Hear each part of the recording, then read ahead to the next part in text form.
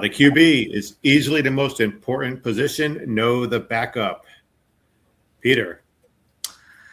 Yeah, I mean, I think that's pretty evident to most people, but I'm not sure most people bother to look to see who the backup is, right? And at the end of the day, that guy, the QB goes down in the first quarter, and your bet could be out the window pretty quickly, right? Especially if the backup is a big step down. And for many of these teams, it can be a big step down. This is very possible, even more so now in this era of the portal, right? Where you've got teams that might have a pretty decent starting quarterback, and behind them they have a bucket of balls, right? There's not much behind them at times.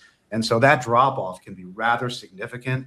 It's important that you know that, right? And especially if there's any type of, you can't predict injuries, but if their team is playing in some type of conditions that could potentially, where the predictability of an injury increases, really tough defense, bad weather, things where the probability of an injury increases, then it's even more important to understand who that backup is and factor that into your betting.